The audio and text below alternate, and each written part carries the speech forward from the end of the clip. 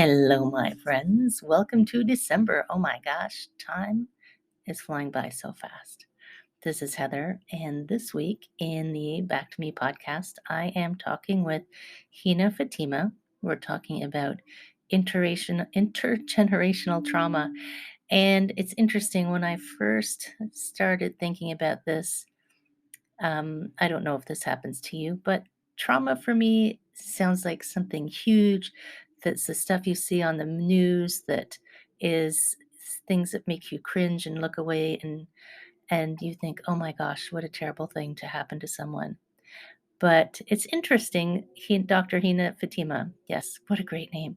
She has a really different take on it. And maybe trauma might be, you might think trauma is too strong a word for this, but the things that we experience in our lives do affect us. So have a listen. Love to know what you think. Take care, my friends. I hope you're having an outstanding day.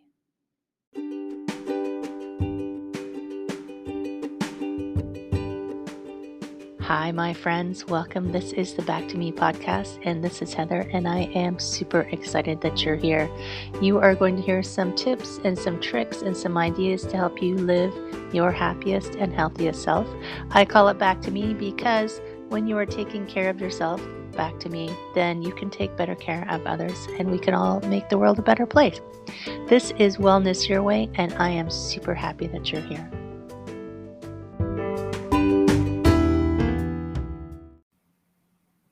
Hello, my friend. Welcome. This is Heather. This is the Back to Me podcast. And this is another edition where we get to talk to somebody awesome about something that is passionate to them, and they're going to help us to understand and maybe see something from a new way and a new perspective, which is always awesome. And today I have, it's a doctor, isn't it? Dr. Hina Fatima, which I didn't put doctor in your name. Oh my gosh, I'm sorry. But it's Dr. Hina Fatima, and we're talking about intergenerational trauma. So breaking the cycle of intergenerational trauma. Hi, Hina. Welcome. Hi, Heather. Thank you so much for having me. Thank you For so sure. much. And we talked, when we first talked, it was quite a while ago. So, Mhm. and I know we talked a lot about why this is a passion for you. So I'm going to get you to share it with the audience. Like, how did you become I know The you're trauma coach. NLP, and yeah, and how did this all come about? And you can Oh, tell them what you are at the same time, I guess. yes. So, like, it is interesting. The intergenerational part of it was something that became, it dawned on me very recently. Because a lot of times we don't talk about our parents or especially in my case, because my childhood was perfect, in that sense. Like, there was no abuse or neglect of any kind. uh, and So, just a little background first. I am originally from Pakistan. I was born there, I was raised there, I grew up there, I became a doctor there. And then I moved to US, got married here. I have two beautiful daughters here. I live in California. And so when I became a doctor and I moved to US, I just gave my step one, which is the medical licensing exam, when I was expecting my first daughter, and then I was not able to continue that. So I do not, you know, work as a practicing, physician or a clinician here in Right. US. And I was a stay-at-home mom for almost 10 years. Then I was fortunate to get a job in clinical research. I worked there for almost 3 years before COVID hit, and that's Oh, when I uh, came across NLP. I did NLP, and I did not know about this coaching industry. I did not know that coaching existed. I did not know that this is something that I could do. But once I did NLP, and once I found my calling, and I'm like, it was actually taking me back to what I love doing, what I'm passionate about as a doctor. And so I became a coach. And of course, initially it was like a mental health coach. But then over a period of time, when I started working with people, I niched it down to trauma. And the reason being, because they say that you're able to help people the most with what you've gone through, Right. right? And for me, my trauma and my traumas actually came back and started affecting me when I moved to US. Really? So yes, so I was very young. Uh, I was 14 when certain things happened. Where women, girls, things happen. But I was well protected. I was well surrounded by family, friends.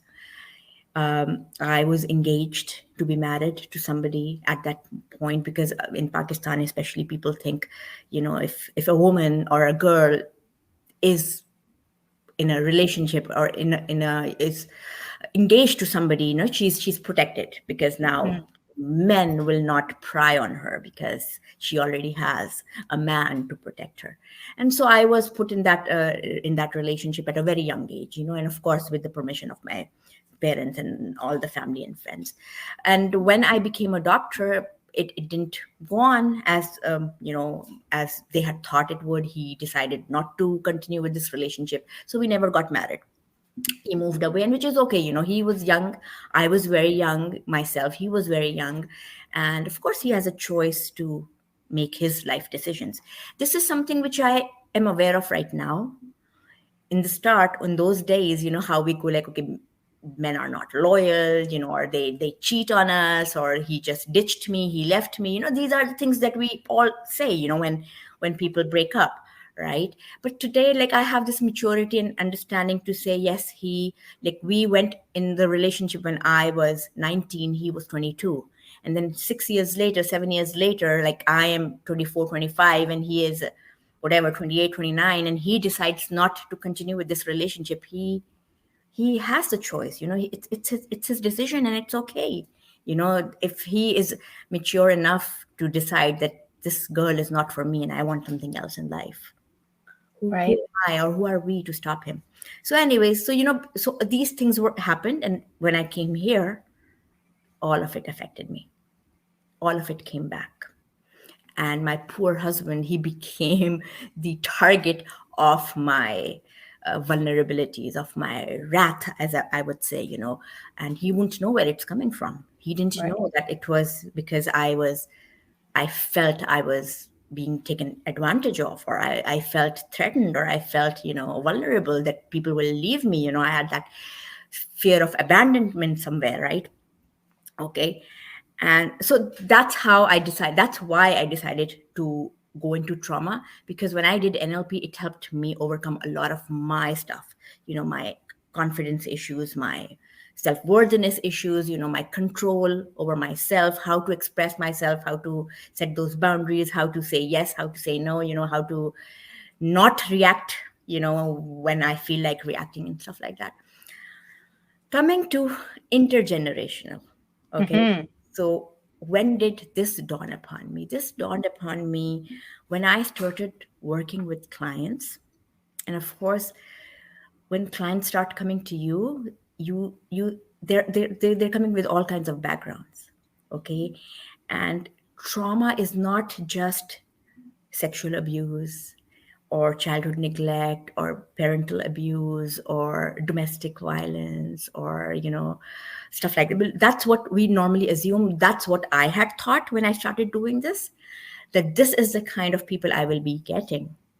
But I no. think that's where people's minds normally go, right? They think it's something big, and Yes, it's not always big. it's not always. And then the trauma is also stuff which happens on everyday basis.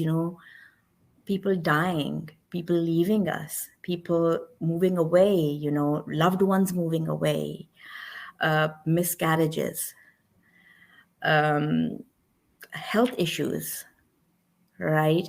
I even had a client who would miss her friend. She didn't have, she lost her friend. I mean, she didn't die, but the friendship ended when they Right. were teenage, and she was still 20 years later mourning her, and she still questioned why this friendship end, and she Right. questioned her worth and her capabilities. So anyways, so when I came across several women who had miscarried. and I heard their stories. And it took me back to my mother. So my mother had me after 10 years of her marriage, my parents. They had three miscarriages before me. Wow. And the one before me was actually in an ectopic pregnancy, because of which she actually lost one tube and one ovary. So with that one ovary and with that one tube, she conceived me and she gave birth to me.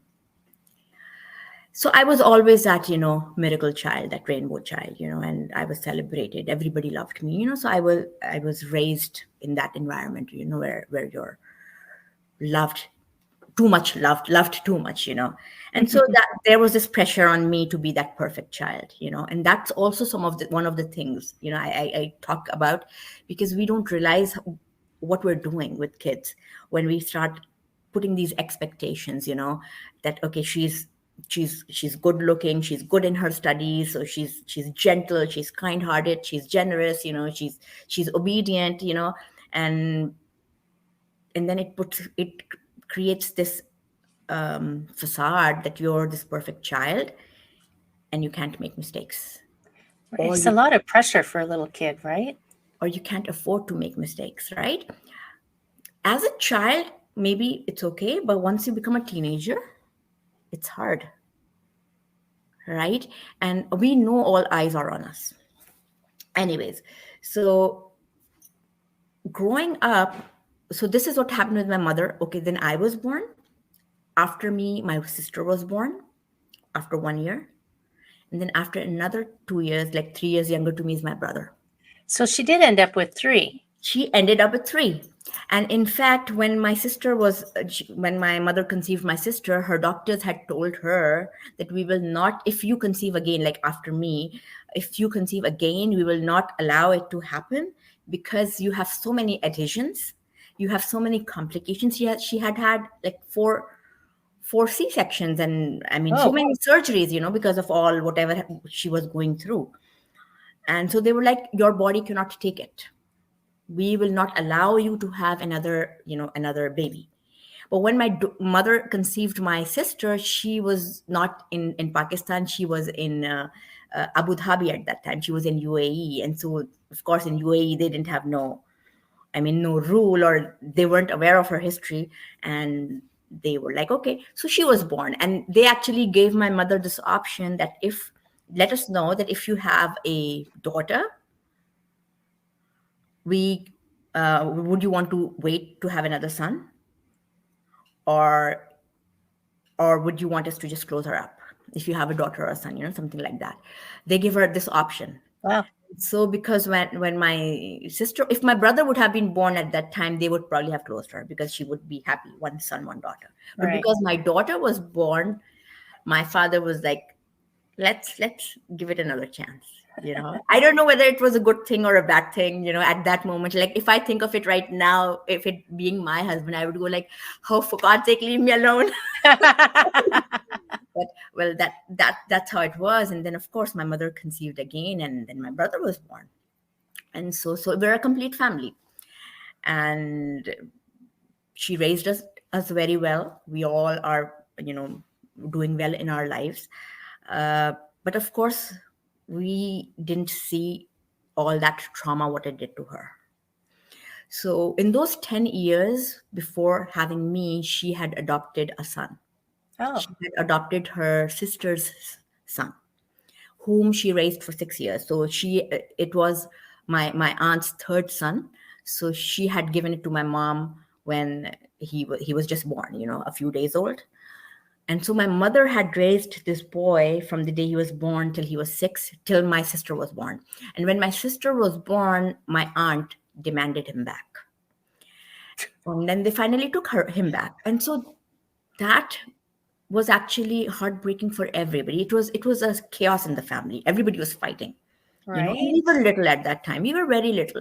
But I now see how that could have affected us. You see, they say a child's mind develops in their early stages, in the first 5-6 years. They actually develop their whole personality in those 5-6 years. what they go through, right? And so things were happening which I wasn't aware of, which were growing inside of me, but I never understood them. I never expressed them because I was well loved. I was well surrounded. I was becoming this doctor. I was this very perfect, good girl. But there was something in there. There was this part in me, okay? And which all came out, after when things, one thing after the other thing happened, 14, 19, 24, 25, things. And that made me so bitter. I became a very, very angry young woman. Hmm. And my husband was the poor, poor, poor target, my current husband. And he had no idea what was happening because I had just come from Pakistan. Right. In our culture, we have arranged marriages. So it was an arranged marriage. And he was here. He's an American citizen. He's been living here for the last 30, 35 years. He came here as a young boy. And when he married me and he brought me here, and then my tantrums, as I would say, my tantrums started coming and my mood swings started hitting. And The it, poor it, guy didn't know what he was getting into. it was horrible. It was horrible, yes. But it was horrible for both of us. It was horrible for me uh, because I was breaking down. And I did not expect this from myself too. I did not know what was happening because all of a sudden I found myself all alone in a country which was new to me. It's hard when you change cities, let alone countries. So, Countries, and then you're married again. It's hard alone to just marry somebody you love.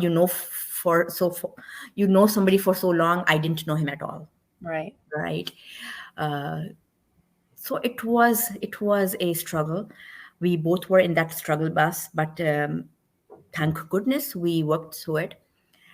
And so, and then there was this, when all of this started happening, a lot of this resentment started coming out against my family.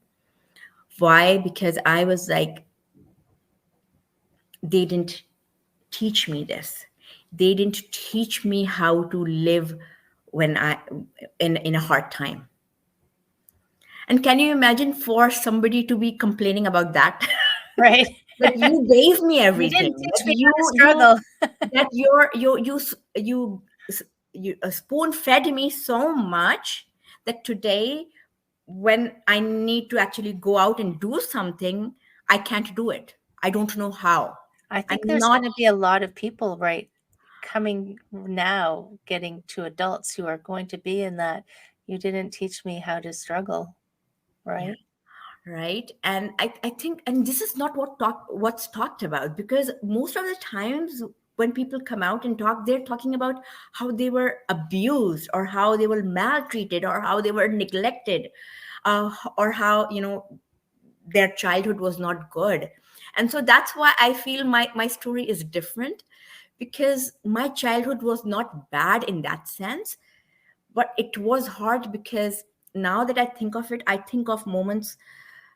They say that no matter how many good moments you've had in your life, but somebody says one bad thing, or somebody does one bad thing, and you remember that for the rest of your life, and you That's true. forget the 10,000 good things they've said or done. you know and so when I was in this phase, everything negative was coming out. It's my mother's fault, it's my father's fault, this is what I did because of them. They didn't teach me this, they didn't uh, protect me here. What happened to me at the age of 14 was practically, not my fault, it was their fault. They didn't protect me. Then they engaged me to this guy. Why does a woman need a man to survive? Even today, sometimes when I get upset, I'm like, why do a woman need? I am okay, I can survive on my own, I don't need my husband. Like, this is what we women, when we get emotional, say, Yeah, right? That we don't need men, and we're sufficient on our own. And I am efficient and sufficient on my own. I am intelligent, I can work. I mean, I can do everything that my husband can do, even better, right? So all that was coming out, and it was coming out against my parents, right? And I was repeating some of the things my mother used to do. Some of the things my mother had anger issues, although she loved us a lot, but she did have anger issues. She did get frustrated very easily. She did get overwhelmed very easily. She was very dominating, and I think she did was doing exactly what I was doing. Now I get that. You see, with us strong women, the thing is, because we're so strong and we're taught to be strong, and we've been so strong for so long, that we have this pressure to show to the world, oh, we have everything in control. Yeah. So we don't allow people to see us vulnerable. So we're like, we're like those men who don't cry. So what do men do when they go in depression or anxiety? They get angry, Yeah. right? They don't cry. Men don't cry. Women cry. So what about women like us, who in the back of our mind are seeing or feeling that if I cry, it means I'm weak? What Right. are we doing? Yeah. We're fighting back. And who are we fighting back? We're fighting back these men. And that's what my mother was doing. And and all her aggression was basically her frustration, and then her traumas. We always, I mean, I all the time grew up listening to her stories of her talking about that little boy she raised, because she missed him. She loved him so dearly. Well, she had him for 6 years. This is a long time. And even that boy right now is not doing normal. He's my cousin, right? He's not very good. He's okay, but his life got affected too. Imagine a 6-year-old boy, all of a sudden the aunt comes and says, oh, this is not your mother. I'm your mother. Right. And your mother is actually your aunt. Imagine, I The mean, poor little guy. there you go. Right? So all my life I grew up listening to those stories. So there was a point in time when I was resenting that, okay, she misses him. What about us? Where are we? Where am I in her life? Why doesn't she just move on? Why doesn't she forget it? It's over. It's gone. She's talking about stories 15 years ago, 20 years ago, 30 years ago, right? She's still stuck there. She's still talking about, I can't forgive this person. I can't forgive that person. She has so much resentment and anger against those people who had hurt her, right? And I would look at that and I would blame her, and not seeing the fact that, she wasn't getting the therapy or the support that she needed, right? And people around her were not equipped, and she herself was not equipped. It was not her fault. Right. She was trying to do her best, and she did do her best. She did her very best. And when I saw that I was repeating those patterns, when I had my daughters, I had postpartum depression both the times. I started seeing how I was holding on to anger. I started seeing how I was holding on to, oh, your sister said this, and she said this 2 years ago. But even like after 2 years ago, I'm holding on to it. Oh, I'm not going to talk to her because she said this to me. Right. And this is how she treated me, right? Okay. And and after my second pregnancy, after my second postpartum depression, I had actually literally lost it. And that's when I went to see a therapist. And that's the first time I actually talked about what had happened prior to my marriage. For so long, we've been quiet about it.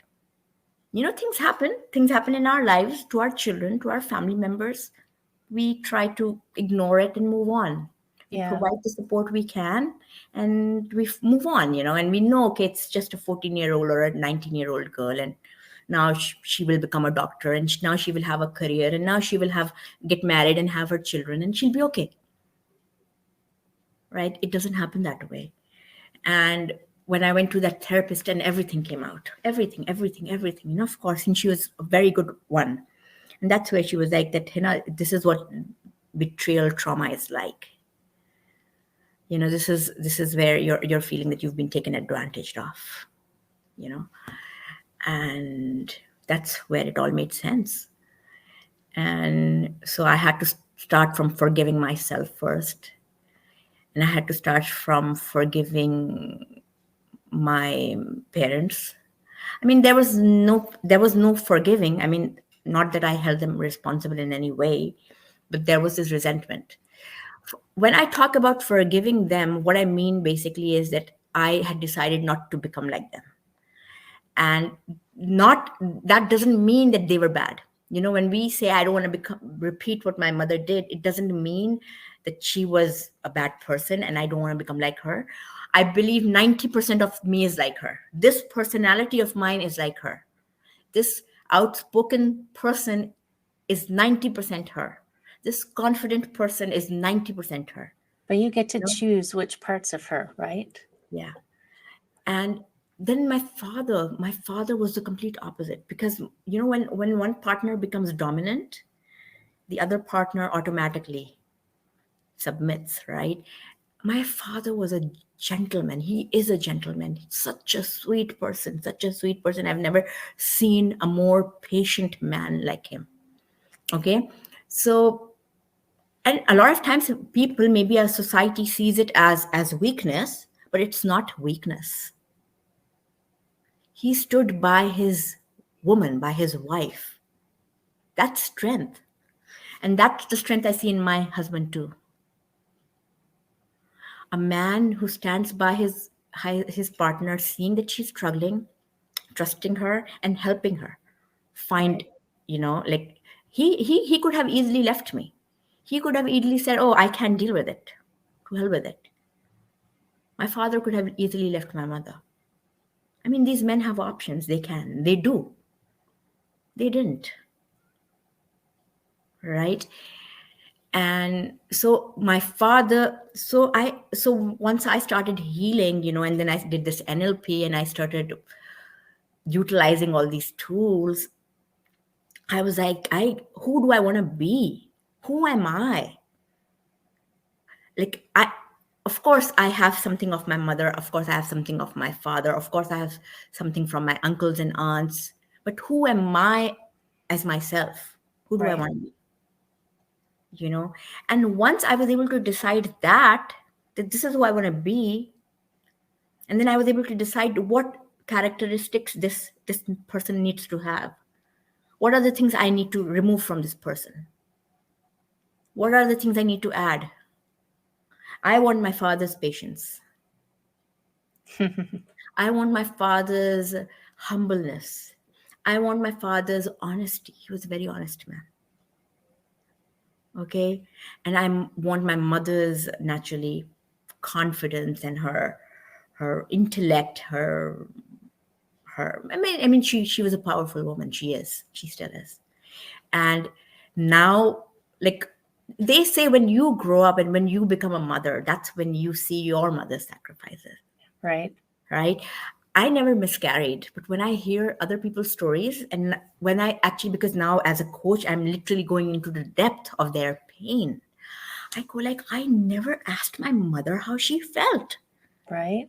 I am complaining that she is crying about that son that she lost, the son that she did not give birth to, but she was raising, the alive son, the living son. But I never asked her, what about that? What about before? What about the time when she lost those three kids? What was happening to her then? What Right. was happening to her physically? What was happening to her mentally? Why did she eventually become the person that she became? We spend a lot of time thinking about why we're upset, right? Without looking at the, oh, but so there's another side to everything, you There is. know? So you went through that so you found your way back out and you started working with your clients in this NLP and coaching. And do you use the NLP a lot in your coaching? Of course, that's all I use. Yes. Okay. Yes. Wow. Yeah. NLP is powerful. Let me tell what NLP is. It's neuro linguistic programming. So, neuro is the mind, linguistic is the language, and Programming is like how we use that language to influence the way we think, the way we process and store information.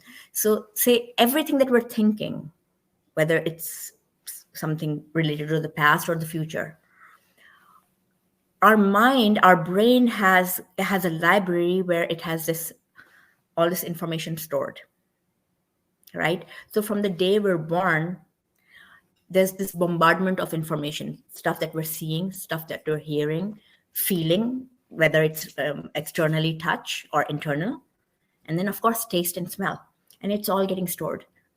Some of it, I mean, it gets filtered, but it's still, some of it is there. Like, how is it like you eat a food right now and all of a sudden you remember, oh, my grandmother used to cook like that. Right. This tastes just like my grandmother. Why? What happened? It took you back. And now you can actually taste what her food tasted like. You actually are thinking of her. She comes in your mind. You're actually seeing her. What if I tell you, think of the last time you celebrated Christmas or Christmas as a child? What will happen? You'll bring it all back. You'll relive it. You can see it. You can see the colors. You can smell maybe the candles, maybe the perfume, the food. You can even taste it. You can remember, oh, my aunt said this.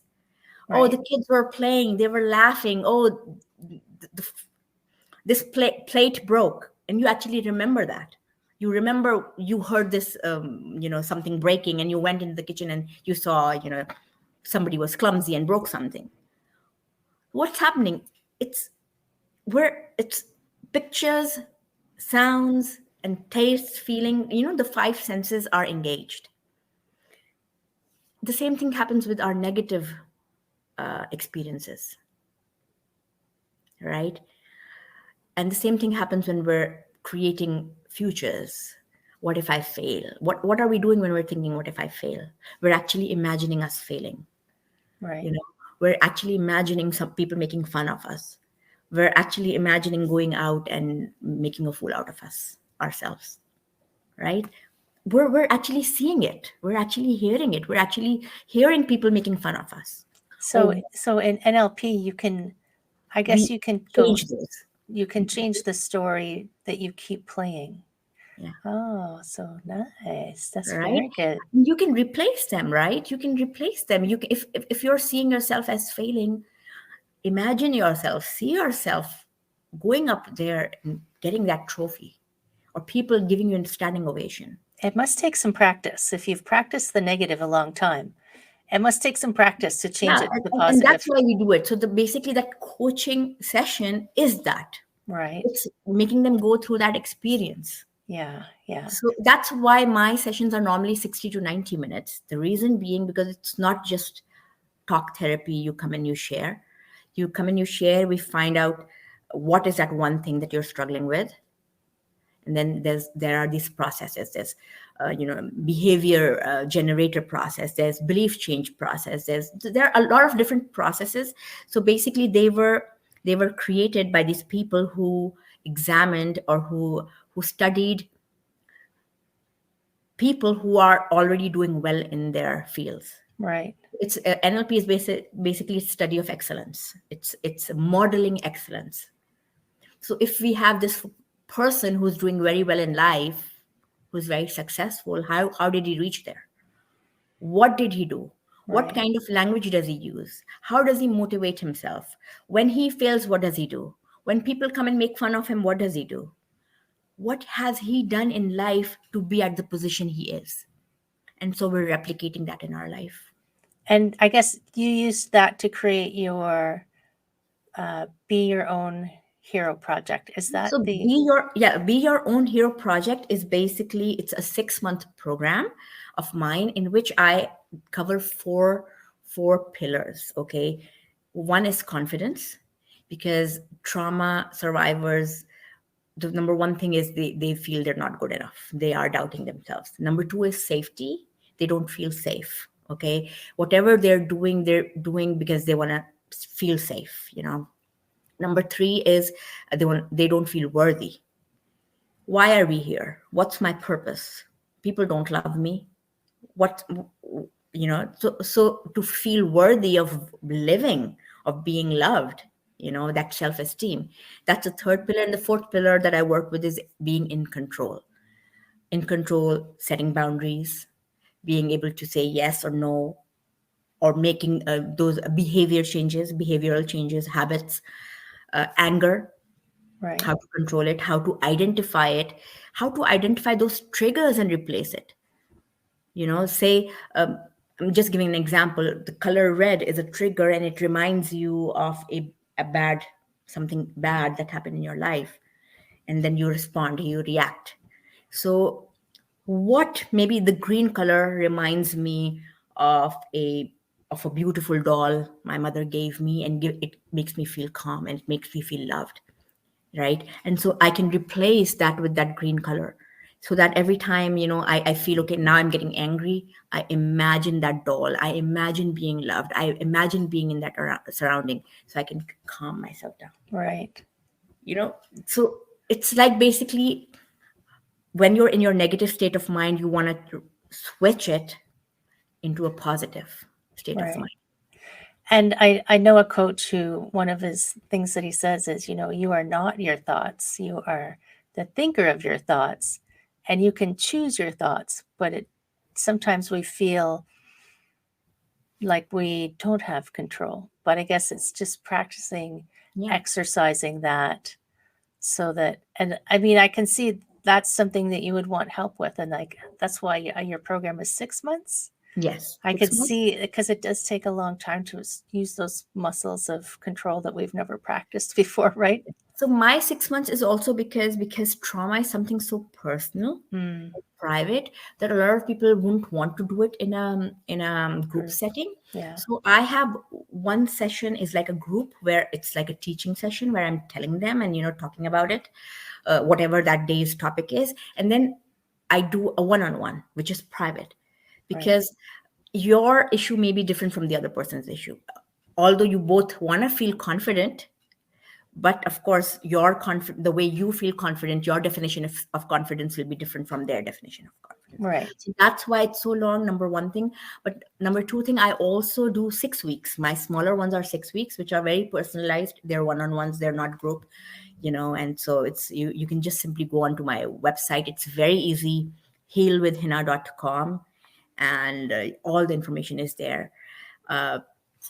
Just wanted to add one thing. Heather, you were talking about you are not your thoughts. Mm-hmm. One thing that I tell to people a lot, and which they love hearing, and so I was like, I can repeat it again. Your thoughts, whatever you're thinking, is a story. Everything you think, everything you see, everything you're feeling is actually a story, right? So say Anne Frank's story, the Holocaust that happened, was very terrible. It was a very bad thing. It shouldn't have happened. It was very traumatic. Still, even right now, when wars happen, when Mm-hmm. school shootings happen, when earthquakes come, imagine what the people who are going through.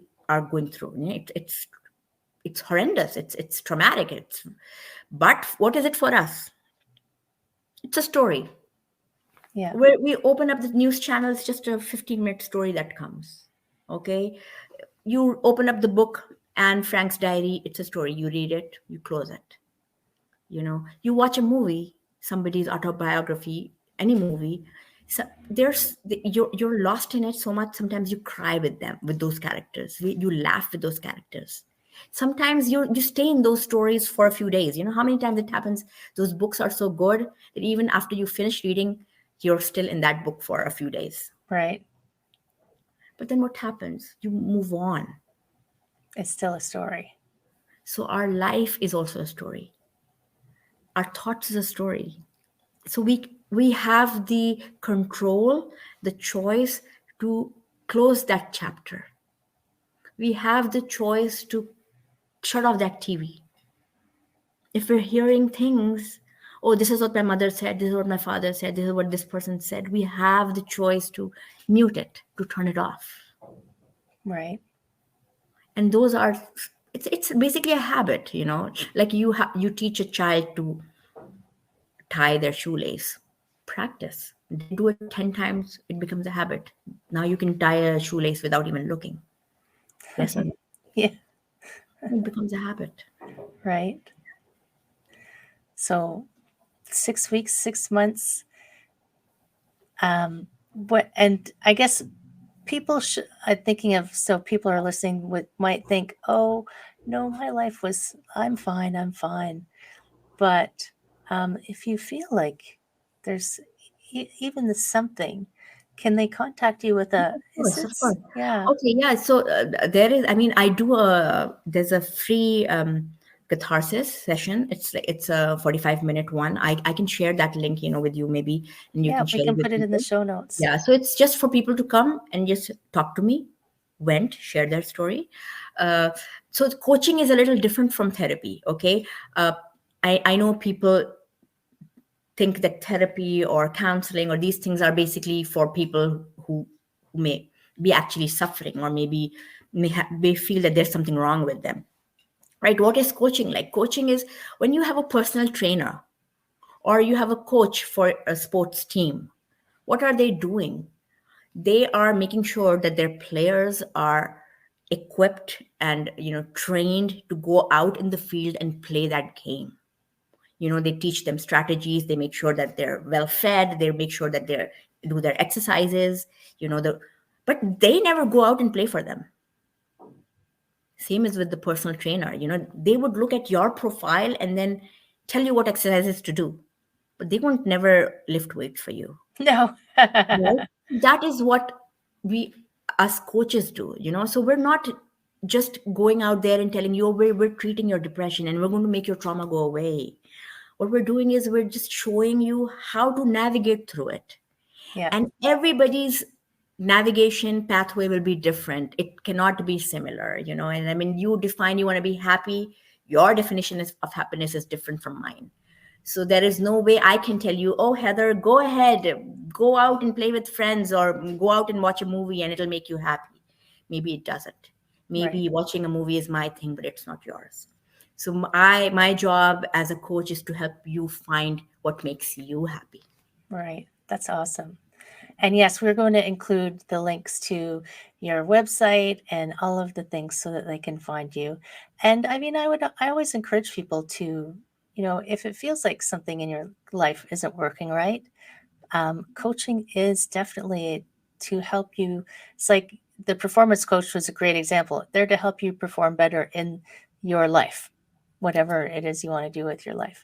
So before we say goodbye, I always ask my guests if you had a final word of wisdom for people, what would it be? Yes. um, so I did talk about this in another show as well. um, if your parents have done something wrong, and if they realize it, and if they come and apologize, and if they want to come and mend, please apologize them. uh, Please forgive them, sorry. Because the reason I'm saying this is because I talked about this in another show, and the lady there was like, yeah, but sometimes parents can be very toxic. And I was like, I understand that, but the parents who are toxic, they don't realize that they're toxic. I'm talking about those parents who understand that what they're doing is not right. Maybe they're they're that's how they are, and they can't change. But there are a lot of parents I know who have come to me, whose children don't speak to them, Right, who haven't seen their children and grandkids for ages, and they say, we call our kids, we apologize, we say, I'm very sorry, we know we what we did was wrong when you were little, and the kids don't want to speak to us.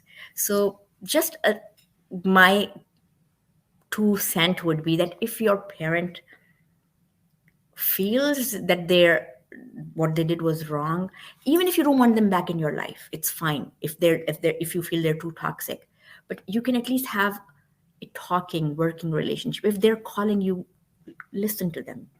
If they're apologizing, we teach our kids to apologize, right? yeah, So if our parents are apologizing and they want to have a relationship, give them that chance. Let them into your house and say hi. That's it. Just for Christmas, maybe. Just go and meet them somewhere outside. If you're not comfortable inviting them home, go and meet them outside. Because when you're in your 60s, 70s, 80s, and you're alone, it's hard. And I've seen parents crying. Right. I've seen parents crying, um, and I'm not saying that what children go through is it justifies what they did to their kids. It doesn't mean that, but then at some point we have to be a little better, right? If they didn't know any better, we know.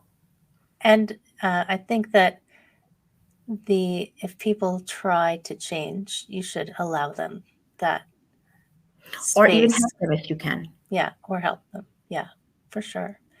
Thank you so much, Hina. So much good information for everyone. Thank you. Thank you so much. My friends out in podcast land, definitely check the show notes if you want to connect with Hina. What did you call it? You called it Heal with Hina. no, what's the name of the call? Oh, it's going to be free catharsis. It's going to be a Calendly link. Oh, catharsis. Yeah. That was the word. Yeah, Yeah. that was Right. excellent. So if you're not sure, just have a conversation. That's the best way to find information, right? There you go. Thank you so much. Thank you so much. And my friends in podcast land, you take care. Take care of yourselves. And we'll see you next time.